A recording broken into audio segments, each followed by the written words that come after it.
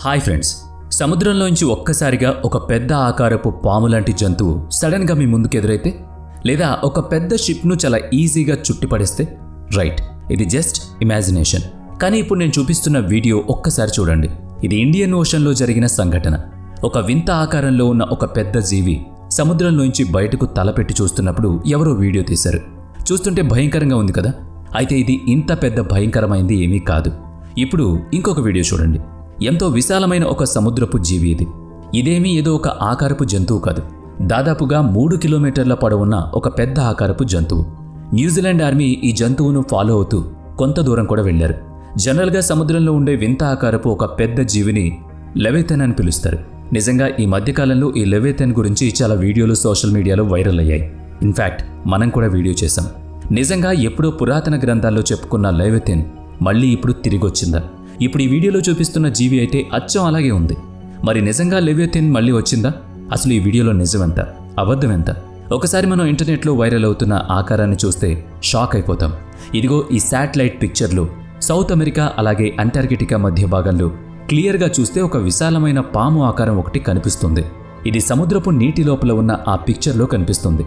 ఇది ఖచ్చితంగా లెవిథన్ అని దీనిపై ఎన్నో వీడియోలు పుట్టుకొచ్చాయి. ఇందులో ఏది నిజం ఏది అబద్ధం అన్న విషయంలో ఎవరికీ క్లారిటీ లేదు. అందుకే ఈ లెవిథన్ గురించి మీకు కొన్ని ఇంట్రెస్టింగ్ ఫ్యాక్ట్స్ చెప్పబోతున్నాను. మరి ఈ వీడియోని ఎక్కడా స్కిప్ చేయకుండా ఫుల్గా చూడండి. అంతేకాదు, ఇప్పటివరకు మన ఛానల్ని సబ్స్క్రైబ్ చేయకపోతే ఇప్పుడే సబ్స్క్రైబ్ చేయండి. 1918 ఏప్రిల్ 3 అదే సమయంలో మొదటి ప్రపంచ యుద్ధం జరుగుతోంది. అట్లాంటిక్ మహాసముద్రంలో అమెరికా యుద్ధ ఓడలు యుఎస్ఎస్ సైక్లాప్స్ సముద్రంలో ఉన్నాయి. వీటి టార్గెట్ ఒక్కటే, జర్మనీ ఓడలను అంతం చేయాలి. కానీ సడన్గా ఒకరోజు ఓ ఓడ మాయమైంది. అక్కడ ఎటువంటి యుద్ధం జరగలేదు, శత్రువు కూడా అటువైపుకు రాలేదు. కానీ ఈ ఓడ ఎక్కడికి వెళ్ళిపోయిందో ఎవరికీ తెలియదు. కనీసం ఓడకు సంబంధించిన ఆనవాళ్లు కానీ అందులో ఉన్న సైనికుల ఆచూకీ కానీ ఎక్కడా తెలియలేదు. తెలిసిందల్లా ఏంటంటే కేవలం లాస్ట్, అంటే లాస్ట్లో ఆ ఓడ కెప్టెన్ అందించిన సమాచారం. ఆ మెసేజ్లో ఏముందంటే తను చాలా కంగారుగా మాట్లాడుతున్నాడు. ఎవరో తమపై అటాక్ చేస్తున్నారని, అయితే వాళ్ళెవరూ మనుషులు మాత్రం కాదని, అలాగే ఎటువంటి ఓడలు అక్కడ కనిపించడం లేదని, ఒక పెద్ద ఆకారంలో నీటిలోంచి వచ్చి తమపై ఎవరో అటాక్ చేస్తున్నారని ఉంది. అది ఒక పెద్ద జంతువు అని, దాని నోటిలోంచి పెద్ద పెద్దగా మంటలు వస్తున్నాయని ఆ మెసేజ్లో కెప్టెన్ చెప్పాడు. ఆ తర్వాత ఆ ఓడలన్నీ అక్కడి నుంచి మాయమైపోతాయి. అయితే కొన్నాళ్ల తర్వాత ఒక భయంకరమైన దృశ్యం అమెరికా సైన్యానికి కనిపించింది. అదేంటంటే 2017లో అమెరికా సైన్యం సముద్రానికి 2000 అడుగుల లోతులో తిరుగుతున్నప్పుడు వాళ్లకు తుక్కు అయిన ఒక ఓడ కనిపించింది. దీన్ని చూస్తే ఎలా ఉందంటే ఏదో ఒక పెద్ద ఆకారపు జీవి ఈ ఓడను పట్టుకుని విరక్కొట్టినట్టు. అంతేకాకుండా ఈ శిథిలాలపై వాళ్లకు ఒక పెద్ద పెద్ద పళ్ళ ముద్రలు కూడా కనిపించాయి. ఒక్కొక్క పన్ను సైజు ఎంతుందో మీకు చెబితే ఆశ్చర్యపోతారు. ఒక పెద్ద కారు సైజంతా వాటి పన్నుంది. ఇంత భయంకరమైన జీవిని మనం ఎప్పుడూ కూడా కళ్ళు కూడా ఊహించలేం. ఇక నిజంగా ఎన్నో పవిత్ర గ్రంథాల్లో పెద్ద ఆకారపు సముద్రపు జీవుల గురించి ఉంది. ముఖ్యంగా ఉగారిత్ సివిలైజేషన్లో ఈ పెద్ద ఆకారపు సముద్రపు జీవి ఉండేదని చెబుతారు. ఈ సివిలైజేషన్కు చెందిన పత్రాలతో దీని చిత్రం కూడా ఉంది. దాని పేరు లాటన్. దీన్ని సముద్ర పాము అని పిలుస్తారు. ఇది ఎంత పెద్ద పామంటే దాని నోటితో ఒక ఐలాండ్ను మింగేస్తుంది. ఒక షిప్ని అమాంతంగా ముక్కలు చేస్తుంది. ఈ ఉగారిత్ సివిలైజేషన్కు చెందిన పత్రాల్లో ఇంకా ఏముందంటే, ఈ జీవి ఎప్పుడైతే సముద్రం లోపల నుంచి పైకి వచ్చిందో అప్పుడు పెద్ద పెద్ద తుఫాన్లు వస్తాయని, ఇలా వస్తే ఊళ్ళు మొత్తం ప్రపంచమే నాశనం అవుతుందని కూడా రాసి పెట్టబడింది. ముఖ్యంగా మహాభారతంలో సముద్ర మదనం గురించి వచ్చినప్పుడు కూడా ఒక పెద్ద పాము గురించి చెబుతారు.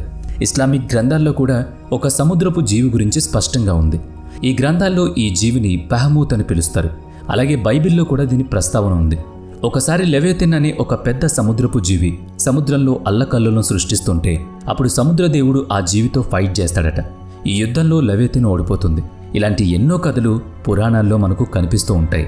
ఇక రీసెంట్గా సోషల్ మీడియాలో ఎన్నో వీడియోలు కూడా ఈ వింత జీవి గురించి చక్కర్లు కొట్టాయి. నిజంగా అందరూ వాటిని చూసి భయపడిపోయారు.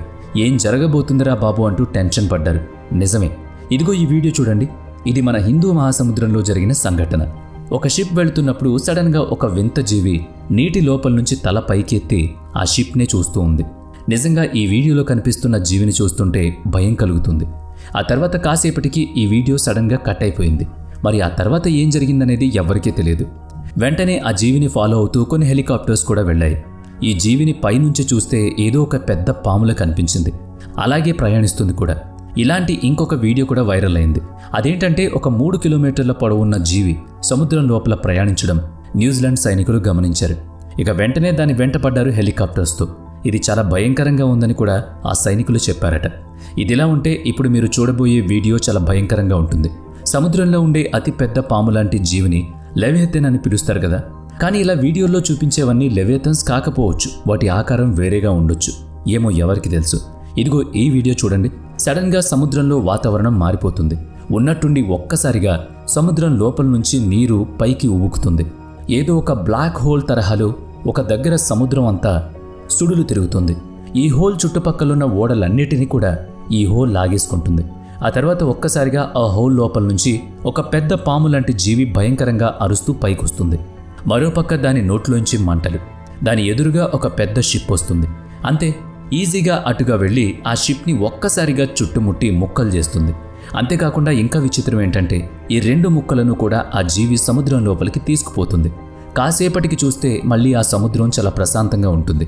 కానీ ఈ వీడియో తీసింది ఎవరో తెలీదు. కాసేపటి తర్వాత ఆ వీడియో తీస్తున్న వ్యక్తి ఉన్న బోట్ కూడా నెమ్మదిగా ఆ హోల్ లోపలికి వెళ్ళిపోతుంది.